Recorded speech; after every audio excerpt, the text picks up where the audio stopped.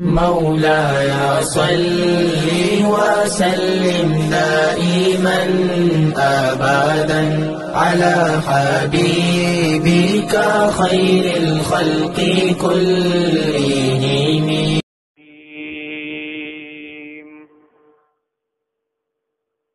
واعتصموا بحبل الله جميعا ولا تفرقوا واذكروا نعمة الله عليكم إذ كنتم أعداء فألف بين قلوبكم فأصبحتم بنعمته إخوانا وكنتم على شفا حفرة من النار فأنقذكم منها كذلك يبين الله لكم آياته لعلكم تهتدون.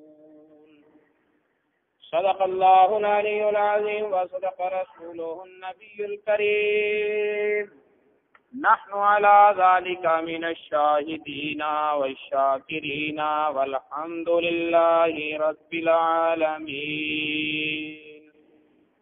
قال الله تبارك وتعالى في القرآن المجيد والفرقان الحميد في شان حبيب الرحمن الرحيم. إن الله وملائكته يصلون على النبي يا أيها الذين آمنوا صلوا عليه وسلموا تسلیما. الصلاة والسلام عليك يا سيدي يا رسول الله وعلى آلك وأصحابك يا حبيب الله. الصلاة والسلام عليك يا سيدي يا رسول الله وعلى آلك وأصحابك يا شفيع المذنبين. اللهم صل وسلم وبارك على سيدنا ومولانا محمد كريم الآباء والأمهات وعلى آله وعترته وأزواجه أمهات المؤمنين وعلى جميع أصحابه وأولياء أمته وعلماء ملته وأمته أجمعين عدد كرمك يا كريم يا كريم يا كريم يا كريم.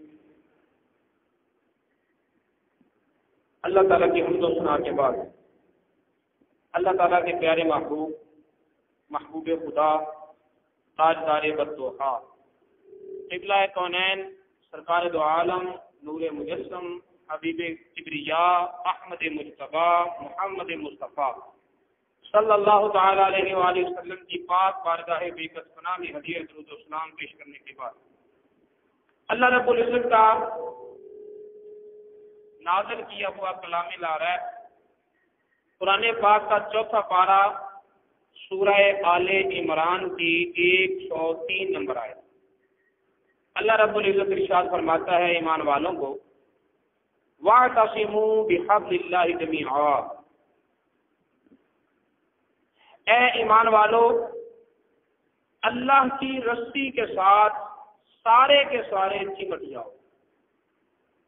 وَلَا تَفَرَّقُوا اور تفرقے نہ بناؤ جماعتیں نہ بناؤ تفریق میں نہ بٹو.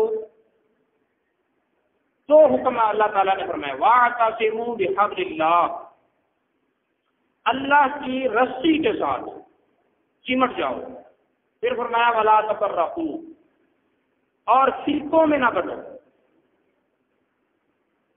بڑے عجیب اور تعجب کی بات یہ ہے کہ ہم نے وَلَا تَفَرَّقُوا کو تو موضوع بنا لیا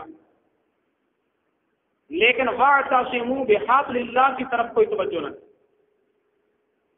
ہم نے جہاں جس کا زور چلا یہ تو ڈھنڈورا پیٹا کہ فرقے نہ بناؤ، لیکن حبل اللہ سے کیا مراد ہے اور اعتصام بالحبل کا کیا مطلب ہے، اس کی طرف کوئی توجہ نہیں۔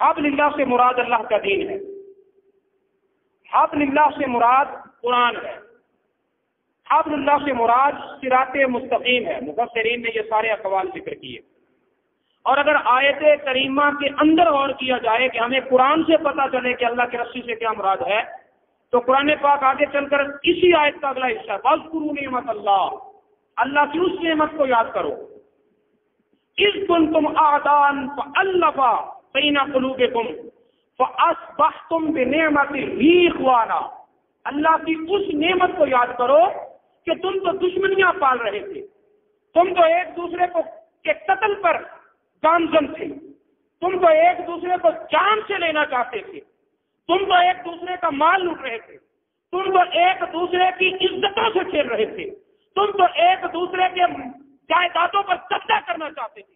اوس اور خزرج کی لڑائی 120 سال تک جاری رہی، کوئی قبیلہ، کوئی بڑا، کوئی لیڈر، کوئی قائد ان دو فرقوں کے درمیان، ان دو جماعتوں کے درمیان، ان دو قبیلوں کے درمیان صلح نہ کرا سکا۔ لیکن اگر کسی ذات نے اوس اور خزرج کو ایک صف میں کھڑا کیا، ایک گلے سے لگایا اور ایک جگہ میں ان کو گلے گلے لگا کر بھائی بھائی بنایا، تو وہ نہ کسی جماعت کا لیڈر ہے، نہ کسی قوم کا بڑا ہے، وہ فقط گنبد خضرا کا مسیح ہے۔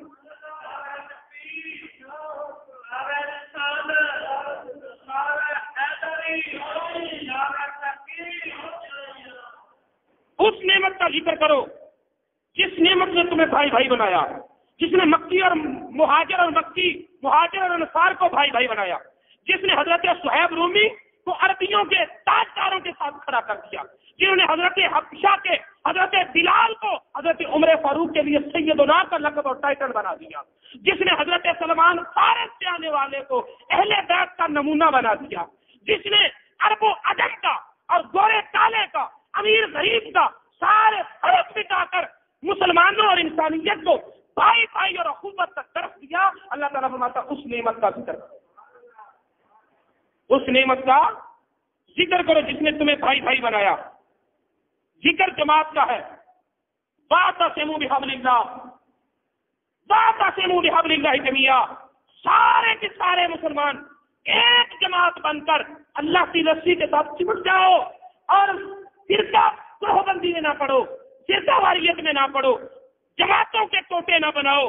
سنو، کنتم علی شفا حفرۃ من النار، تم تو جہنم کے کنارے تک پہنچ چکے تھے، ساری مسافت طے ہو چکی تھی، جہنم کی طرف جانے والے سارے راستے تم نے طے کر لیے تھے، ساری منزلیں تم نے عبور کر لی تھی، اب جہنم کے کنارے تک تم جب پہنچ چکے تھے، فَأَنْقَذَكُمْ، اسی اللہ کی نعمت نے تو تمہیں بچایا ہے، جس نے جہنم کے کنارے سے تم کو پکڑا اور جنت کے وقت تک پہنچا دیا، جنت کے مقامات تک تمہیں پہنچا دیا۔ فرمایا سنو، جب تم آپس میں ٹوٹے تھے، جب تم آپس میں ایک دوسرے کے دشمن تھے، جب تم ایک دوسرے کے مخالف تھے، جب تم ایک دوسرے کے ساتھ جماعتیں بنا رہے تھے، جب تم ایک دوسرے کو دیکھنا پسند نہیں کرتے تھے، جب تم ایک دوسرے کا خون بہا رہے تھے، جب تم ایک دوسرے کی عزتوں سے کھیل رہے تھے، اس وقت تم کیا تھے؟ علی شفا حفرۃ من النار، تم آگ کے کنارے پر تھے، اور جب تم جماعت بن گئے، اب تم جنت کے محلوں میں پہنچ گئے، اب تم جنت کے محلوں میں پہنچ گئے ہو۔ جب حبل اللہ، جب اللہ کی نعمت سے مراد ذات مصطفیٰ ہے، تو پھر اللہ کی رسی بھی وہی ہے جس کے ساتھ لپٹ کر حضرت بلال حضرت ابوبکر صدیق کے ہم پلہ ہو جاتا ہے، جس کے ساتھ، جس کے دامن سے وابستہ ہو کر حضرت صہیب رومی ہو کر، عجمی ہو کر عربیوں کی صف میں نظر آتا ہے، جس کے دامن سے وابستہ ہو کر حضرت سلمان فارس سے ہو کر حضرت عمر فاروق اور عثمان غنی کے ہم پلہ نظر آتا ہے، اور عربیوں اور عجمیوں کے فرق مٹانے والی ذات مصطفیٰ ہے، تو پھر ماننا پڑے گا فرقے میں وہ بٹا جس نے دامن مصطفیٰ کو چھوڑا، فرقے وہ بنا رہا ہے جو عظمت مصطفیٰ کا انکاری ہے، فرقے وہ بنا رہا ہے جو عزت مصطفیٰ سے کھیلتا ہے، جو تحفظ ناموس رسالت کا سپاہی ہو، جو رسول اللہ کے دامن سے وابستہ ہو جائے وہ جماعت ہے، اور جو رسول اللہ سے کٹ جائے وہ فرقہ ہے۔ جو رسول اللہ سے کٹ جائے، بولو نا، علامہ اقبال نے کہا تھا خود بدلتے نہیں قرآن بدل دیتے ہیں، جیسے دماغ میں آئی اتنی آیت لے لی، اور جس کو دماغ نے ٹھکرا دیا باقی سارا قرآن چھوڑ دیا۔ ولا تفرقوا یاد ہے، واعتصموا بحبل اللہ پہ غور کیوں نہیں؟ واعتصموا بحبل اللہ پہ غور کیوں نہیں؟ سنیے، امام فخر الدین رازی رحمۃ اللہ علیہ تفسیر کبیر میں لکھتے ہیں، انہ نہا اما یوجب الفرقۃ ویزیل الالفۃ والمحبۃ، اللہ تعالیٰ نے اپنے بندوں کو، ایمان والوں کو منع کر دیا کوئی ایسا کام نہ کرو جس سے قوم سے محبت اٹھ جائے، نفرت آ جائے۔ کوئی ایسا کام نہ کرو کہ جو محبتوں کا دشمن ہو، جو الفتوں کا قاتل ہو، جو دشمنیاں پھیلائے، جو نفرتوں کو ہوا دے، ایسا کوئی کام نہ کرو۔ صرف جماعتوں کی بات نہیں بلکہ انفرادی، اجتماعی، تمام زندگی کے ہر پہلو پر اللہ تعالیٰ نے اپنے بندوں کو منع کر دیا، کوئی ایسا کام نہ دو، کوئی ایسا کام نہ کرو جو معاشرے سے محبتوں کا قاتل ہو، جو الفتوں کا دشمن ہو، جو فرقوں میں پٹائے، گروہ بندی بنائے۔ یہ صرف مذہبی جماعتوں کی بات نہیں، بولو نا، قوم کو ایک رکھنا ہے، یہ صرف مذہبی جماعتوں کی بات نہیں۔ وہابی، دیوبندی، سنی، شیعہ، ان میں تو مسائل کا اختلاف ہے، یہ تو اپنے اپنے علم کے زاویے ہیں، یہ تو اپنی اپنی علمی جد و جہد کے نتائج ہیں، کوئی کسی نتیجے پہ پہنچتا ہے، کوئی کسی نتیجے پہ پہنچتا ہے۔ علمی جد و جہد کو فرقہ نہیں کہتے، فرقہ اسے کہتے ہیں کہ ایک دوسرے کا نام بھی نہ لیا جا سکے، ایک دوسرے کے گھر سے کھانا بھی دشوار نظر آئے۔ فرقہ اسے کہتے ہیں کہ پورا ایک پاکستان ہو اور اس میں 36 جماعتیں ہوں، وہ فرقے نہیں۔ بولو تو صحیح، بولو نا، قوم کو ٹوٹے ٹوٹے نہ کرو۔ ولا تفرقوا میں کب ہے؟ صرف مذہبی جماعتوں کی بات ہے۔ ولا تفرقوا، قوم کو ٹوٹے ٹوٹے نہ کرو، ایک ملک ہو۔ علامہ اقبال نے تو یہ کہا تھا کہ ارے گفتارے سیاست میں ملک وطن اور ہی کچھ ہے، گفتار سیاست میں وطن اور ہی کچھ ہے، ارشاد نبوت میں وطن اور ہی کچھ ہے۔ سیاست کہتی ہے کہ ہمارا ملک 16 کروڑ آبادی پر مشتمل ہے، اور نبوت کہتی ہے کہ ایک مسلمان مغرب میں ہو، دوسرا مسلمان مشرق میں ہو، اسے کانٹا چبھے اسے درد محسوس ہونا چاہیے، اسے کانٹا چبھے اسے ایک ہو مسلم حرم کی پاسبانی کے لیے نیل کے ساحل سے لے کر تا خاکے کاش در۔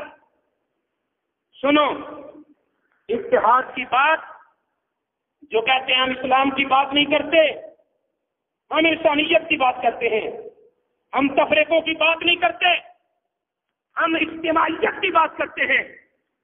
وہ اپنی مذہبی کتابیں اٹھائیں، وہ اپنی تاریخ کو کھنگالیں اور کوئی ایسی تعلیمات کا نمونہ پیش کرے جیسے اتفاق اور یہ باہمی یگانت کا نمونہ اسلام نے پیش کیا ہے۔ جیسا باہمی نمونہ، بولو نا، اسلام نے پیش کیا ہے۔ انسانیت کی بات ہو، اسلام کو چھوڑ کر کوئی انسانیت ہی نہیں ہے۔ انسانیت کی بات ہو اور اسلام کو چھوڑ کر ہو، وہ انسانیت نہیں ہے، کیونکہ انسانیت اسلام نے انسان کو سکھائی ہے۔ اسلام کا جھنڈا، اسلام کا سورج طلوع ہونے سے پہلے ماں، بیوی اور بیٹی بہن میں کوئی فرق نہیں تھا۔ بیٹیوں کو زندہ تربور کیا جاتا، ماؤں کو بیٹے اپنی وراثت میں لیا کرتے، بہنوں کی عزتیں محفوظ نہیں تھی۔ کلمہ پڑھنے سے پہلے وہی عمر تھا جس نے بہن کو پیٹا تھا اور لہو نکالا تھا۔ عمر تھپڑ لگاتے ہوئے غیرت نہیں آئی، میں اس وقت اسلام سے دور تھا، غیرت اسلام نے سکھائی ہے۔ آج عمر کے سامنے گلی میں جاتی ہوئی لڑکی سر سے کپڑا اترتا ہے، گھر سے مسجد میں آ رہی ہے نماز پڑھنے کے لیے، مسجد سے گھر کو جا رہی ہے نماز پڑھ کر، پھر بھی عمر کہتے ہیں یا رسول اللہ تعالیٰ سے دعا کریں کوئی پردے کے احکام نازل کر دے، یا کلمہ پڑھنے والیاں سر ننگی نظر نہیں آنی چاہیے، یہ کلمہ پڑھنے والیاں سر سے ننگی نظر نہیں آنی چاہیے۔ کل اپنی بہن کو تھپڑ مار رہے ہو، آج دوسروں کی بہن کی عزت کا بھی خیال ہے، پتہ چلا غیرت اسلام سکھاتا ہے، غیرت اسلام سکھاتا ہے۔ عمر فاروق اسلام میں آئے، نقشہ بدل گیا۔ سنیے اسلام نے کیسی تعلیمات دی ہیں لوگوں کو اکٹھا کرنے کے لیے۔ نبی پاک صلی اللہ علیہ وسلم نے فرمایا لا تدخلوا الجنۃ حتی تؤمنوا، یہ مسلم شریف کی حدیث ہے، ابو داؤد میں بھی ہے، ترمذی شریف میں بھی ہے، سیاہ ستہ کے 3 معتبر مختلف کتابوں میں یہ حدیث ہے۔ فرمایا لا تدخلوا الجنۃ حتی تؤمنوا، جب تک جنت میں داخل نہیں ہو جاؤ گے جب تک ایمان کامل نہ ہو جائے۔ اور فرمایا لا تؤمنوا، اس وقت تک تمہارا ایمان کامل نہیں ہوگا حتی تحابوا، جب تک تم آپس میں ایک دوسرے کے ساتھ محبت نہ کرنے، جب تک تم آپس میں ایک دوسرے کے ساتھ بولو۔ کون سا مذہب اسلام کو چھوڑ کر جس نے اپنے ماننے والوں کو کہا ہے مسلمان بھائی کے لیے وہی پسند کرنا جو اپنے لیے پسند کرنا۔ ابو داؤد شریف کی حدیث، نبی پاک صلی اللہ علیہ وسلم نے ان من عباد اللہ لاناسا، اللہ تعالیٰ کے بندوں میں سے کچھ ایسے بندے بھی ہیں ما ہم بانبیاء ولا شہداء، وہ نبی بھی نہیں، وہ شہید بھی نہیں، یغبطہم الانبیاء والشہداء، لیکن جب قیامت والے دن اللہ رب العزت کے قربتوں میں ان کے مقامات دیکھیں گے تو نبی بھی ان کو دیکھ کر رشک کریں گے، شہید بھی انہیں دیکھ کر رشک کریں گے۔ نبی بھی دیکھیں گے تو رشک کریں گے، شہید بھی دیکھیں گے تو رشک کریں گے، نبی بھی نہیں، شہید بھی نہیں، اور نبی شہید دیکھ کر رشک کر رہے ہیں۔ صحابہ کرام نے عرض کی یا رسول اللہ تخبرنا من ہم، یا رسول اللہ ہمیں بتاؤ وہ کون ہے، ان کے اعمال کیا ہیں، کس وجہ سے وہ اس مقام پر پہنچے۔ نبی پاک صلی اللہ علیہ وسلم ہم قوم تحاب اللہ بروح اللہ علی غیر ارحام بینہم ولا اموال یتعاطونها، یہ وہ لوگ ہیں جن کا مالی لین دین بھی آپس میں نہیں، رشتہ داری بھی خونی آپس میں نہیں، نہ رشتہ داری ہے نہ مال کا لین دین ہے، صرف اللہ کے لیے وہ ایک دوسرے کے ساتھ محبت کرتے ہیں، صرف اللہ کے لیے وہ ایک دوسرے کے ساتھ محبت کرتے ہیں۔ اس کے بعد میرے نبی پاک صلی اللہ علیہ وسلم نے فرمایا فواللہ ہے، اللہ کی قسم، یہ وہ زبان جس زبان کی صداقت کا بیان قرآن کرتا ہے۔ لوگوں سن لو، اس زبان سے نکلنے والا جھوٹ ہو ہی نہیں سکتا، کیونکہ یہ اپنی مرضی سے تو بولتے ہی نہیں ہے، جب بھی بولتا ہے اللہ کا کلام ہی بولتا ہے۔ یہ وہ زبان ہے کہ ولید بن مغیرہ کو کہا نا تیری اصل میں فرق ہے، تو خود بچوں والا تھا، بوڑھی ماں کے سر پہ کھڑا ہو گیا تلوار سونچ کر، ماں بتا تیرا باپ، میرا باپ کون ہے؟ وہ کہنے لگی بیٹا میں نے تجھے اپنی آغوش میں پالا، اپنے وجود سے تجھے خوراک دی، تو لڑکپن جوانی کے مدارس سے گزرا، تجھے میں نے خود اپنے ہاتھوں سے تیری شادی کی، تیرے اپنے بچے ہو گئے، ساری جوانی تیری آنکھوں کے سامنے میری گزری، تب تو نے شک نہیں کیا۔ اب میرے دانت گرنے لگے، میرے چہرے پر جھریاں پڑ گئی، میرے بال سفید ہو گئے، میری کمر ٹکڑی ہو گئی، میرا لباس پوشیدہ ہو گیا، اب میری عزت پر شک کرتے ہو۔ فرمایا ماں جب تک میں نے تجھے ماں دیکھا تھا میں نے تجھ پر شک نہیں کیا، آج تیرے متعلق مجھے اس نے کہا ہے جس کی زبان پر کبھی جھوٹ نہیں کہا۔